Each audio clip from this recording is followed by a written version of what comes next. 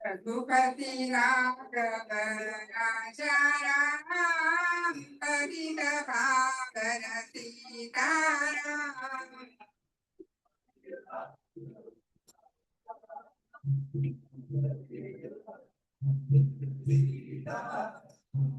सीताराम सीताराम सीताराम जय सीताराम।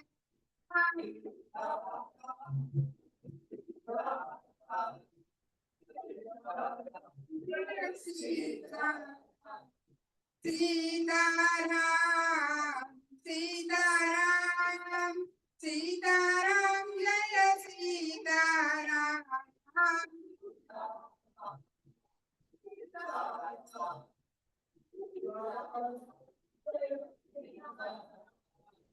रघुपति राघव राजा राम पतित पावन सीताराम।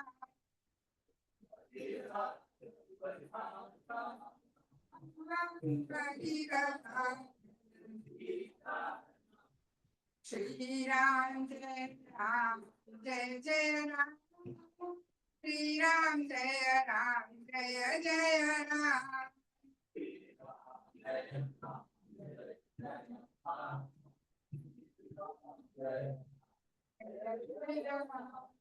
श्री राम जय जय राम।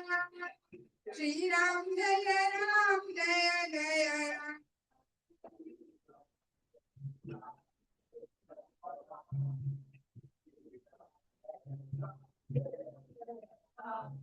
श्री राम जय जय राम। श्री राम जय राम जय जय राम।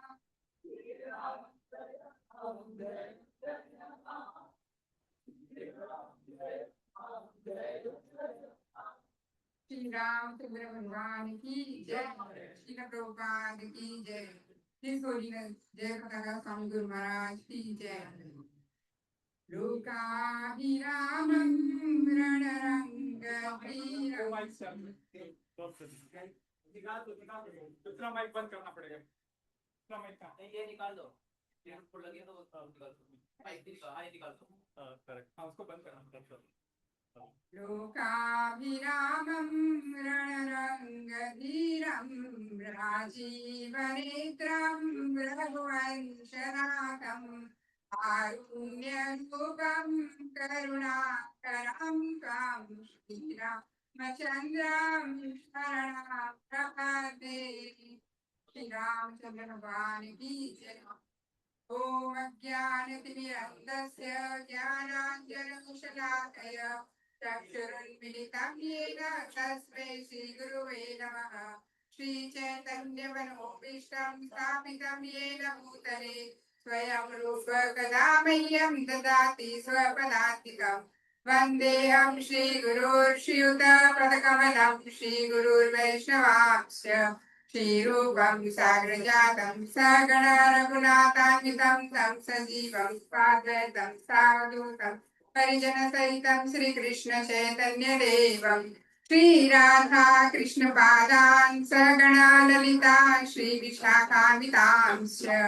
हे कृष्णा करुणा सिन्धो दीनबन्धो जगत्पते गोपेश गोपिका कान्त राधा कान्त नमोस्तुते। तप्त कांचन गौरांगी राधे वृंदावनेश्वरी वृषभानुसुते देवी प्रणमामि हरिप्रिये। वाञ्छाकल्पतरुभ्यश्च कृपा सिन्धुभैव च पतितानां पावनेभ्यो वैष्णवेभ्यो नमो नमः। जय श्री कृष्ण चैतन्य प्रभु नित्यानंद श्री अद्वैत गदाधर श्रीवासादि गौर भक्तवृंद। हरे कृष्णा कृष्णा कृष्णा हरे हरे हरे राम हरे हरे हरे कृष्णा। तो आज श्री रामचंद्र भगवान का आविर्भाव दिवस है। तो हम आज इस पुण्य तिथि पर हम भगवान की लीलाओं के बारे में चर्चा करेंगे। ठीक है ना? तो चैतन्य पंडित, सॉरी, चाणक्य पंडित क्या कहते हैं? जो बुद्धिमान मनुष्य होता है वह तीन बातों पे चर्चा करता है दिन में। तो जो बुद्धिमान मनुष्य है, जो प्रातः काल सवेरे सवेरे द्यूत क्रीड़ा जो है उसके ऊपर चर्चा करता है, और मध्याह्न काल जो दोपहर का समय है उस समय स्त्री प्रसंगा उसके ऊपर चर्चा करता है, और रात्रि होती है तब वह चोर के ऊपर चर्चा करता है। तब सब आश्चर्य होंगे कि अरे, सवेरे सवेरे द्यूत क्रीड़ा, इसके बारे में क्या चर्चा करते हैं? तो हाँ, जैसे हमें पता है द्यूत क्रीड़ा कहाँ हुई थी? महाभारत में। तो जो बुद्धिमान मनुष्य होता है वह सवेरे सवेरे महाभारत की ऊपर चर्चा करता है, और दोपहर में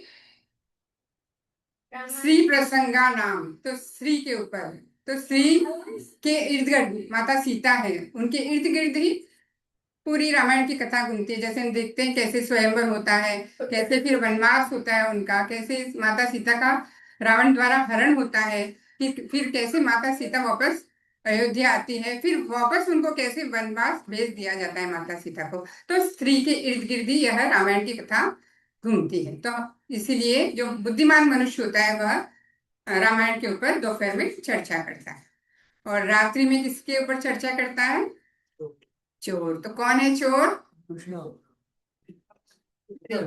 जो हमारा चित्त चुराता है, जो माखन चुराता है, जो गोपियों के वस्त्र चुराते थे, और जो उनका नाम लेता है उनके सारे पाप चुरा लेता है। कौन? भगवान कृष्ण। तो जो बुद्धिमान मनुष्य होता है वो रात्रि में भगवान कृष्ण के ऊपर चर्चा करता है। तो इसलिए हमें भी तीनों विषयों पर चर्चा करनी चाहिए। तो आज हम किसके ऊपर चर्चा करेंगे? स्त्री प्रसंगा, रामायण पर, क्योंकि आज बहुत ही शुभ दिन है, भगवान राम का आविर्भाव दिवस है, तब हम उस पर चर्चा करेंगे।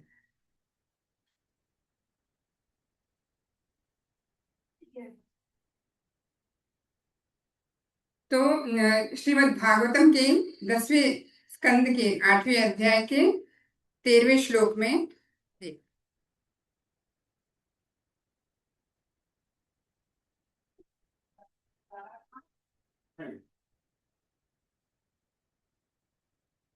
या गर्ग मुनि महाराज नंद महाराज से कहते हैं, शुक्लो रक्त सखा पीत इदानीं कृष्ण काम गतः। तो क्या कहते हैं गर्ग मुनि? जो ये तुम्हारा पुत्र तुम्हारे घर में जो जन्म लिया है, तो यह पहले के युगों में भी जन्म ले चुका है, कभी लाल रंग में, कभी सफेद रंग में, कभी पीले रंग में, और अभी जो तुम्हारे घर में आया है श्याम वर्ण में आया है, जो ब्लैकिश ब्लू कलर बोलते हैं ना, उस रंग में आया है। और जैसे सतयुग में देखते हैं भगवान अवतार लिए थे, जैसे मत्स्य अवतार, कूर्म अवतार, नरसिम्हदेव अवतार, और परशुराम, वराह, तो ऐसे आए थे।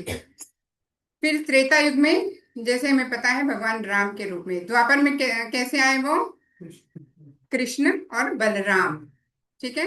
और कलयुग में भी आए हैं और आने वाले हैं। कोई बता सकता है कलयुग में कब आए थे वो? चैतन्य महाप्रभु जो स्वयं कृष्ण है, नित्यानंद प्रभु जो स्वयं बलराम है, तो वो आए थे। और आगे आने वाले हैं, कल की अवतार में आने वाले हैं, कलयुग के अंत में। ठीक है? तो यहाँ पर क्या बता रहे हैं गर्ग मुनि, कि वे कौन से भी रंग में आ सकते हैं। जैसे वामन अवतार जब हुआ था वे सफेद रंग में आए थे, कूर्म अवतार जो उनका लाल रंग का था, श्याम वर्ण में वे कृष्ण स्वयं आए थे, और चैतन्य महाप्रभु पीले रंग में आए थे। और प्रभुपाद जी कहते हैं, प्रभुपाद परपट में इस श्लोक में, कि राम जो है शुक्ल कलर में आए थे। शुक्ल यानी ग्रीन कलर, पैरेट का कलर क्या रहता है? ग्रीन। तो रामचंद्र भगवान हरे कलर में आए थे, और बाकी के सब तो चले गए थे, परंतु परशुराम सतयुग में रह गए थे। तो अब हम आगे चर्चा करते हैं कि हर युग में भगवान अवतार क्यों लेते हैं? क्यों लेते हैं, कोई बता सकता है? परित्राणाय साधूनां Yes. विनाशाय 4.8 श्लोक परित्राणाय साधूनां विनाशाय च दुष्कृतां धर्म संस्थापनार्थाय संभवामि युगे युगे। तो पवित्र जो साधु पुरुष होते हैं उनको उनके साथ प्रेम आदान प्रदान करने के लिए और दुष्टों का नाश करने के लिए, भक्तों की रक्षा करने के लिए, दुष्टों का नाश करने के लिए वे आते हैं। और सेकंड लाइन में क्या बताया गया? धर्म संस्थापनार्थाय संभवामि युगे युगे। हर युग में जब धर्म का नाश हो जाता है तो धर्म स्थापित करने के लिए भगवान स्वयं आते हैं, अवतरित होते हैं वे। तो हम देखेंगे कि भगवान 3 कारणों के लिए आए थे। तो पहला क्या है? Protection, affection and correction. तो प्रोटेक्शन किसकी? भक्तों के प्रोटेक्शन के लिए। जैसे रावण, हम भगवान राम अवतरित होने से पहले रावण जो था अपने सभी भक्तों को बहुत कष्ट दे रहा था, ऋषि मुनियों को त्रास दे रहा था, इवन देवी देवताओं को भी बहुत कष्ट दे रहा था।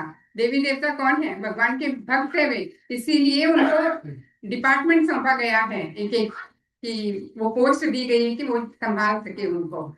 लेकिन वह देवी देवता को भी नहीं छुड़ावा, वो अनेक कष्ट दे रहा था।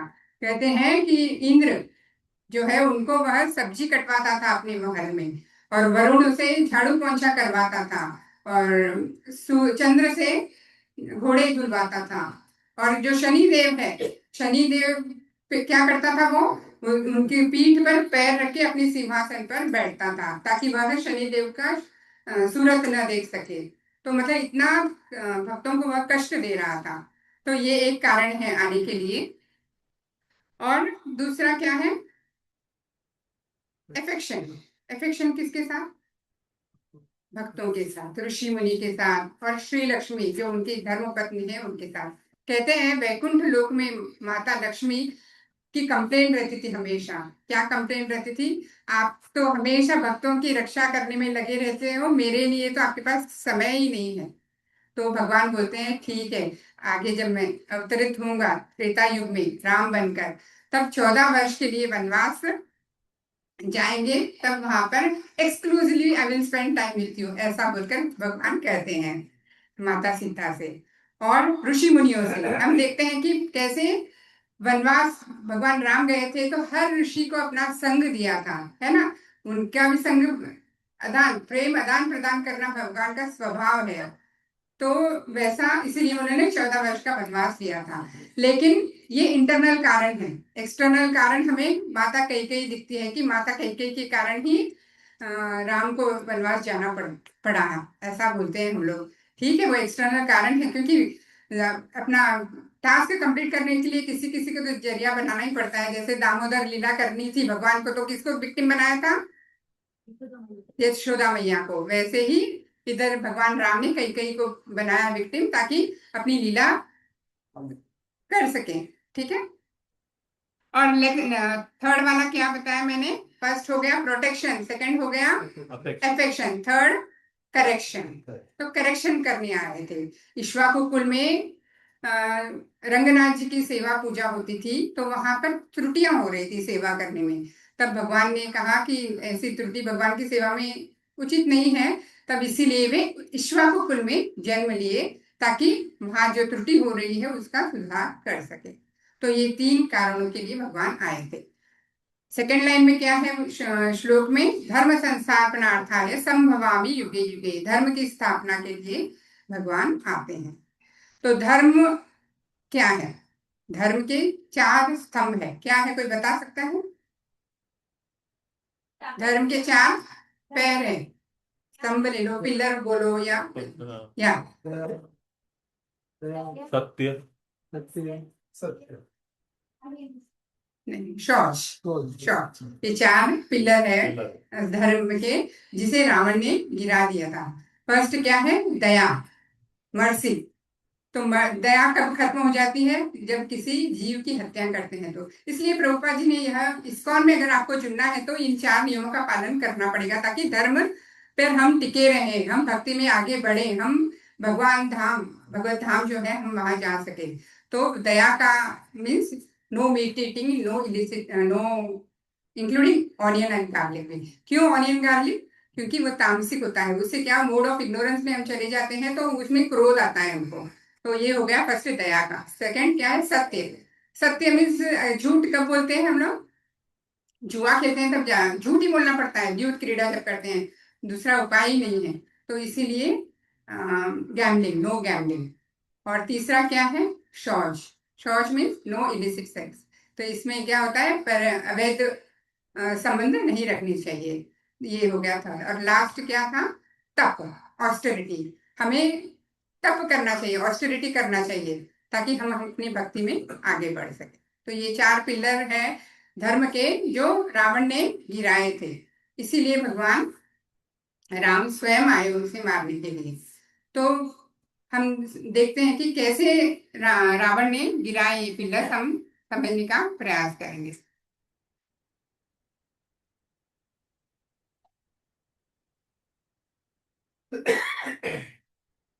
या तो कुशध्वज नाम के राजा थे, उनकी पत्नी बेटी थी वेदवती, जो बहुत ही सुंदर थी। तो एक बार कुशध्वज उनकी बेटी से पूछ रहे थे कि तुम किसके साथ विवाह करना चाहती हो? तो वो बोलती है कि मैं तो विष्णु के साथ विवाह करना चाहती हूँ।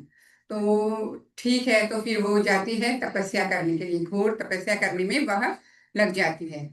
और रावण वहां से कहा, कुंभकर्ण, सॉरी, कुबेर, स्वर्ग से कुबेर से मिले, क्योंकि भाई लगते हैं रावण और कुबेर। उनसे मिलने के लिए वह विमान में उड़ते हुए सैर कर रहे होते हैं, और हिमालय में भी उड़ रहे होते हैं। वहां का वातावरण बहुत ही ठंडा था, और एंजॉय कर रहे थे रावण। और इस जगह पर आए जहाँ वेदवती तपस्या कर रही थी, तो वहां पर बहुत ताप, गर्मी महसूस हो रही थी। तो रावण ने सोचा, अरे यहाँ पर इतनी गर्मी क्यों है? तब रावण क्या करता है, अपने पुष्पक विमान से नीचे उतरता है और देखता है कि यहाँ पर तो एक स्त्री तपस्या कर रही है, और बहुत ही सुंदर है, क्योंकि रावण कामी था बहुत। और वो उतरता है और उसके साथ भोग करना चाहता है। तब वो कहती है कि नहीं, मैं भगवान विष्णु को अपना पति बनाना चाहती हूँ, मैं तपस्या कर रही हूँ। तो वह गुस्से में आता है, क्रोध आ जाता है, क्योंकि मोड ऑफ इग्नोरेंस का है वह, और उनसे बाल खींचता है। तब वह क्या करती है, घास का जो तिनका होता है बीच में रखती है, बाल आदि कट के उसके हाथ में रह जाते हैं। और तब वेदवती सोचती है, मैं तो अपवित्र हो गई हूँ, क्योंकि रावण ने मुझे छू लिया था। वैसे हमें भी समझना चाहिए कि यह शरीर जो हमें मिला है, हमारा मन, ये शरीर हमें भी भगवान की सेवा में लगाना चाहिए, पवित्र रखना चाहिए उसे। तो फिर रावण, वेदवती समझती, सोचती है मैं तो अपवित्र हो गई हूँ, और वहां पर अग्नि प्रकट करती है, क्योंकि इतनी तपस्या की थी उन्होंने। और अग्नि प्रज्वलित होती है और अपने प्राण त्याग देती है। तो यहाँ पर हम देखते हैं कि कौन सा स्तंभ रावण ने यहाँ पर गिराया? तप का। तप मीन्स क्या? ऑस्टेरिटी। वेदवती इतनी ऑस्टेरिटी कर रही थी, और वह अपवित्र कर रहा था, ये वह पिलर गिरा दिया। तो यहाँ पर हम देखते हैं कि एक पैर गरखा टूट गया या कट गया। अब सेकंड क्या है? शौच। तो यहाँ पर कथा आती है कि रंभा, रंभा कौन थी? मणिग्रीव की पत्नी थी, जो कुबेर का पुत्र था। दामोदर कथा में हम लोग सुन चुके हैं, नल कुबेर और मणिग्रीव, है ना? तो मणिग्रीव की पत्नी थी। और रावण जैसे कुबेर का भाई है, तो वो रंभा कौन हुई? उनकी पुत्र वधु, राइट? तब वह रंभा के प्रति आकृष्ट हो जाता है, और वह संभोग करना चाहता है। तब रंभा समझाती है उन्हें कि आप मेरे पिता तुल्य हैं, मैं आपकी पुत्र वधु हूँ, परंतु वह नहीं मानता। तब रंभा श्राप देती है उसको, अगर तुम किसी भी स्त्री के साथ गैर संबंध रखोगे, तो तुम्हारे सर के 10,000 टुकड़े हो जाएंगे। और ये बात वेदवती को पता थी कि श्राप रावण को दिया हुआ है, फिर भी वह अपना शरीर त्यागती है। क्यों? क्योंकि वह पवित्र हो गई थी, वह पवित्र होके ही भगवान विष्णु के पास जाना चाहती थी। तो यहाँ पर सेकंड पैर जो गिरा धर्म का, कौन सा था? श्राप, illicit sex। और तीसरा कारण यहाँ पर आता है कि दया, दया करनी चाहिए हमें, हर किसी जीव के प्रति दया करनी चाहिए। रावण क्या कर रहा था, एक बार ऐसी सैर करते हुए जा रहा था, और अयोध्या की राजा भी जो रघुवीर थे उस समय, वे भी अपने हाथी घोड़े सभी सैनिकों के साथ में जा रहे थे। और रावण देखा कि ये लोग जा रहे हैं, तो बेफालतू उनके साथ युद्ध करने लगा। और अंत में क्या सबको मार डाला और बाद में सोचा, सब मर गए, हाथ झटक के ठीक है मैं चला। तब वहां पर जो राजा रघुवीर होते हैं वे बहुत क्रोधित होते हैं और बोलते हैं तुम में बिल्कुल दया नहीं है, यही जानवर तुम्हारा आगे तुम्हारा वध करेंगे, तुम्हारी मृत्यु इन्हीं से होगी। तो इसलिए उनको श्राप देते हैं। तो इसलिए हमें दया करनी चाहिए कभी भी। और झूठ बोलना क्या था वो, तप मीन्स ऑस्टेरिटी, हमें तप करना चाहिए कभी भी।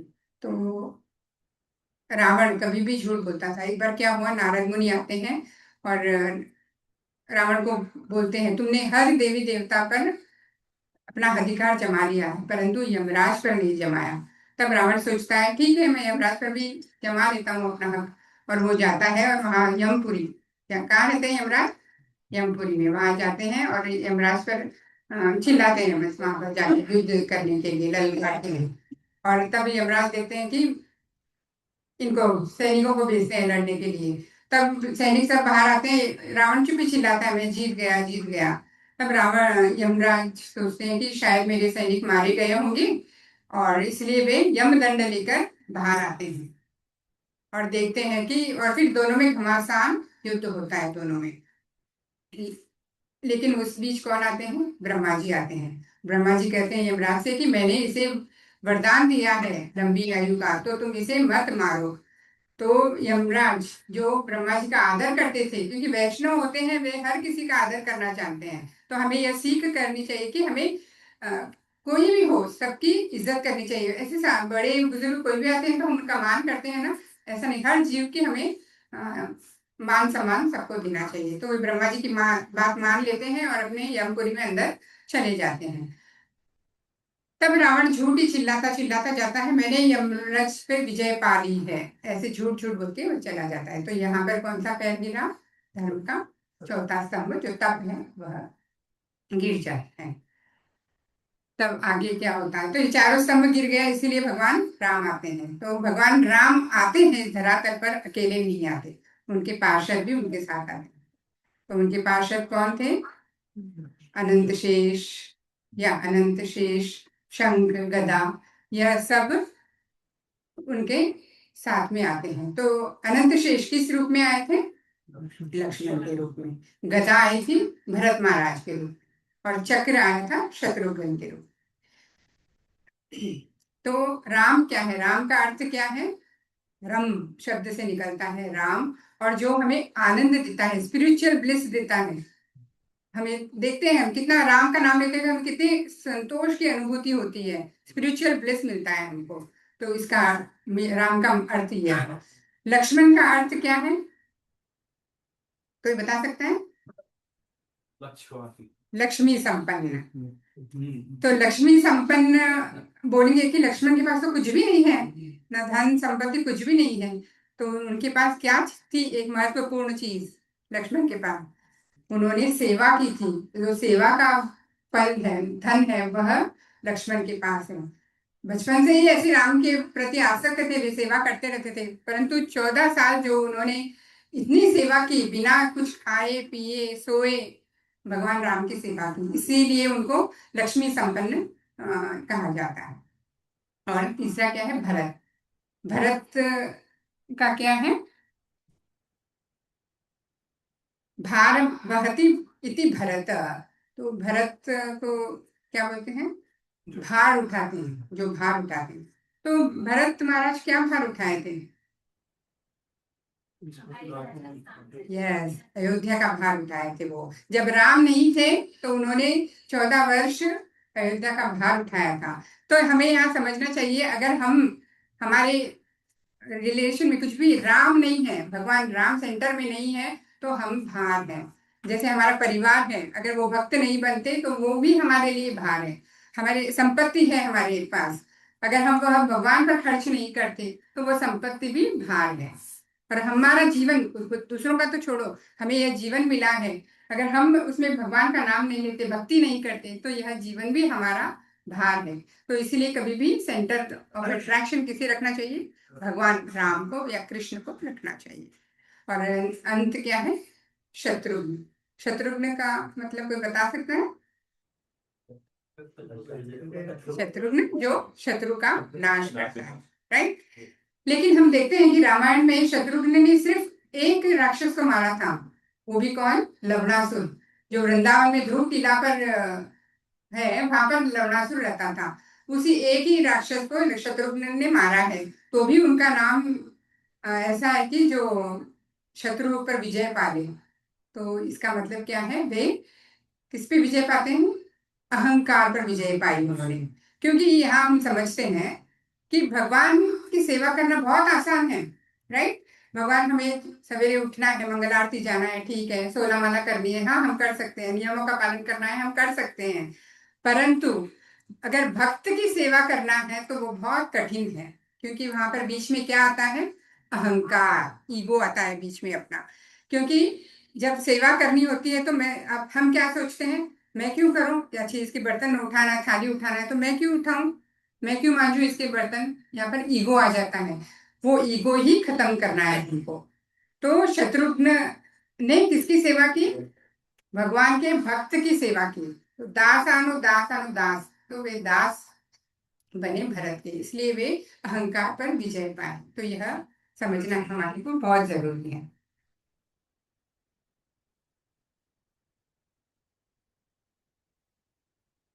तो आगे हम समझते हैं कि जब भगवान राम आए थे तो उनको आने की जरूरत नहीं थी। वे तीन जो पुरुष थे उस समय, वो तीन व्यक्ति, वे उन्हें मारने में सक्षम थे। तो कौन थे वो तीन व्यक्ति? कोई बता सकता है?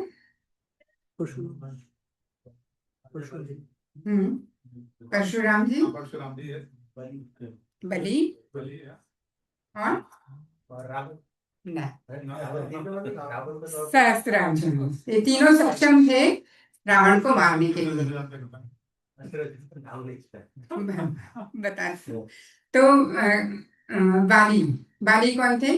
किष्किंधा के राजा थे, ठीक है।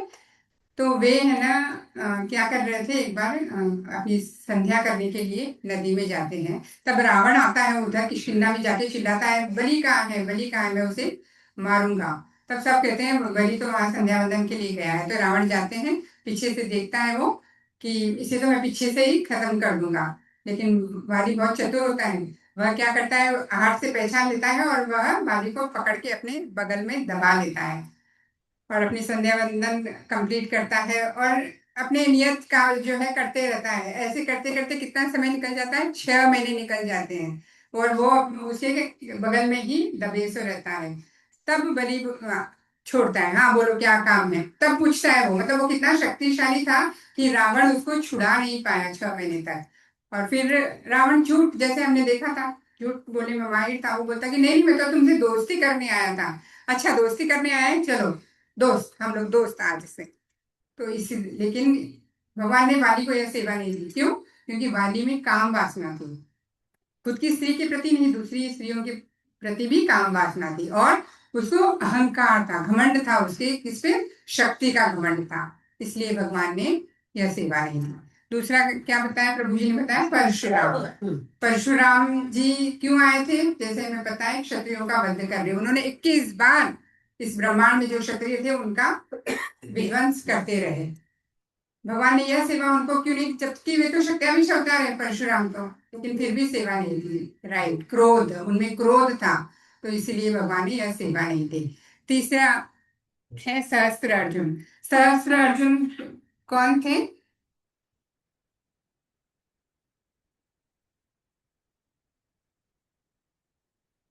राजा थे वो, कौन सा? सहस्त्र अर्जुन एक राजा थे, महिष्मति, सॉरी, महिष्मति पुर के राजा थे वो। और उनके अनेक रानियां थी। तो एक बार वे नर्मदा नदी में स्नान करने जाते हैं। और सहस्त्र अर्जुन का मीनिंग क्या है? उनके सहस्त्र हाथ थे, मतलब 1000 हाथ। तो वे स्नान करने जाते हैं रानियों के साथ में, और क्या करते हैं, अपने 2 हाथ से नदी का बहाव, ताकि उन्हें डिस्टर्ब ना हो, इसलिए अपने 2 हाथ से नदी का बहाव रोक लेते हैं और अपने सेंस एंजॉयमेंट में लग जाते हैं। उधर से रावण आता है, वहीं पर वो तपस्या करता रहता है, रावण भी। लेकिन उसे डिस्टर्ब होता है, इतने लोग थे और उसे डिस्टर्बेंस हो रहा था, वो शिव जी को प्रसन्न करना चाह रहा था। परंतु फिर रावण को डिस्टर्ब होने से वह सहस्त्र अर्जुन को मार देने का सोचता है। और रावण जैसे ही जाता है, सहस्त्र अर्जुन को कोई डिस्टरबेंस नहीं होता है, क्योंकि वह तो अपनी सेंस एंजॉयमेंट में है और 1000 हाथ है। तो वह एक हाथ से रावण को पकड़ लेता है और अपना एंजॉयमेंट में लगे रहता है। तो एंजॉयमेंट करने के बाद में रावण कुछ नहीं कर सका, हेल्पलेस था, क्योंकि उनके हाथ में पकड़े से था, वह छूट भी नहीं पा रहा था सहस्त्र अर्जुन के हाथ से। इसीलिए बाद में वह छोड़ देता है उनको और फिर पूछता है कि क्या काम है, तो नहीं नहीं मैं तो दोस्ती, इधर भी मैं तो दोस्ती करने आया हूँ, यही कहता है।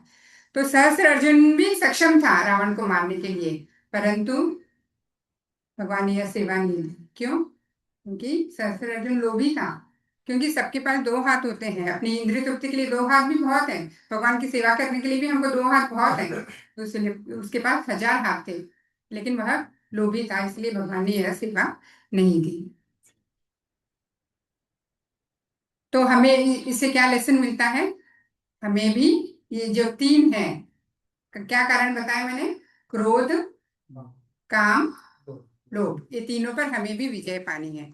हमें भी अपने को प्रशिक्षित बनाना है, ताकि हम इसके ऊपर काबू पा सके। हम अपनी भक्ति को, हमारी साधना को हम इतनी बढ़ाएं, ताकि हमारी ये सब जो लोभ मोह मद मात्सर्य 6 अवगुण है, वह हम हमारे जीवन से निकाल सकें। फिर आगे क्या होता है?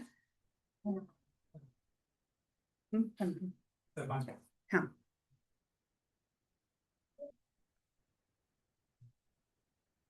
ठीक है। तो आगे फिर हम देखते हैं कि एक बार इंद्रजीत, जो रावण का बेटा होता है, वह माता सीता का मायावी शरीर बना के लाता है और युद्ध में बाल खींच के लाके रथ पे चढ़ाता है।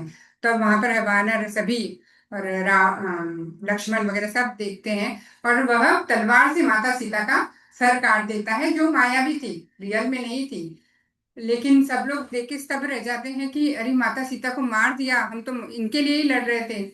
फिर सब वानर और सब हनुमान जी सब रोने लगते हैं। तब वहां से विभीषण आते हैं कि बोलते हैं क्या हुआ, सब तुम लोग क्यों रो रहे हो? तब अ, लक्ष्मण, हनुमान जी और सब बोलते हैं कि ऐसे ऐसे हुआ, सीता को इंद्रजीत ने मार दिया। तो वो बोलते हैं यह तो माया भी है, उसे निकुंभ में हवन करना था, ताकि वह युद्ध पर विजय पा सके। अगर वह हवन नहीं करता निकुंभ में, तो इंद्रजीत नहीं जीत सकता था। इसीलिए यह इल्यूजन लाकर सबको बिजी कर दिया, उधर रोने में कुछ भी करते रहो, या मैं यहाँ पर हवन कंप्लीट करके आ जाऊं।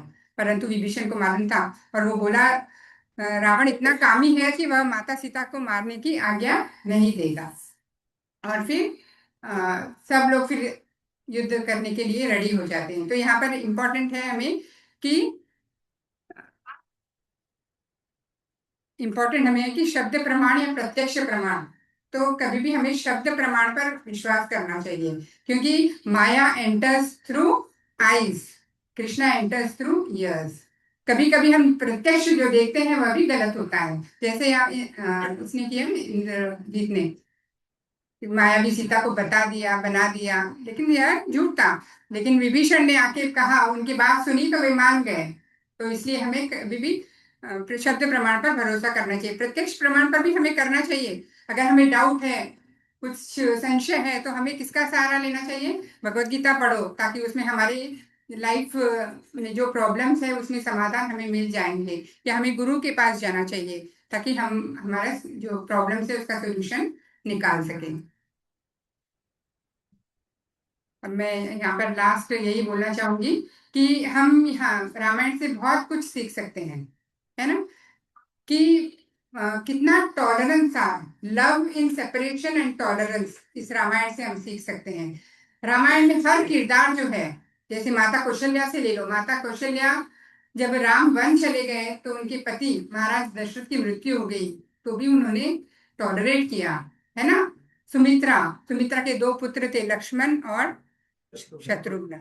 लक्ष्मण राम के पीछे चले गए और शत्रुघ्न भरत के पीछे, तो भी वह टॉलरेट कर रही थी। और कई कई माता, ठीक है उन्होंने गलती की, परंतु उन्होंने मान भी लिया, हाँ मैंने गलती की। फिर भी लोग सुनाते जा रहे थे, वह सहन कर रही थी।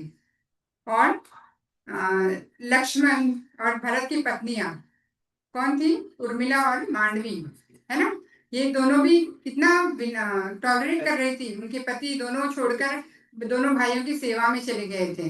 और माता सीता, वो भी अशोक वाटिका में जब थी, सब राक्षसियां कितनों उनको प्रताड़ित कर रही थी, तब वहां पर भी उन्होंने कितना सहन किया। तो यह सब हम वहाँ सीख सकते हैं रामायण से। और यहाँ पर हम देख सकते हैं कि हम सीताराम को कभी भी अपने जीवन में आइडल बनाने चाहिए, ताकि हम उनसे सीख सके। इसलिए बताया गया है कि जो राम जी करते हैं हमें करना है, और जो कृष्ण बोलते हैं वो हमें करना है। क्योंकि कृष्ण कौन है? लीला पुरुषोत्तम, और राम मर्यादा पुरुषोत्तम, और चैतन्य महाप्रभु औदार्य पुरुषोत्तम है। वो बहुत, औदार्य का मतलब क्या है? बहुत मर्सीफुल। तो उन्होंने जो प्रक्रिया बताई है वो हमें करना है। लेकिन हम लोग उल्टा करते हैं, कृष्ण ने जो करा हम वो करना चाहते हैं, परंतु नहीं, हमें जो राम जी ने करके बताया मर्यादा पुरुषोत्तम में, हमें वो करना है। तो हमें टेक होम लेसन इससे क्या ले सकते हैं? हर पात्र से हम सीख सकते हैं कि क्या हमें कभी भी कैसे टॉलरेट करना चाहिए। गुरु की तत्व की महिमा हमने समझा कि कैसे गुरु जो बोलते हैं हमें उसे समझना चाहिए, असत्य संगत त्यागना चाहिए, और भक्तों की संग रहना चाहिए, और कितनी भी कठिनाई हो हमें भक्ति नहीं छोड़नी चाहिए। और रामायण ये कथा हमें सिर्फ सुनने के लिए नहीं है, हम एवरी ईयर आते हैं, ठीक है, सुनते हैं, उसे हमें अपने जीवन में उतारना है। जो भगवान राम ने करके बताया है हमें हमारे जीवन में उतार के फॉलो करना है उसे। हरे कृष्णा। श्री रामचंद्र भगवान की जय। श्रील प्रभुपाद की जय। हरे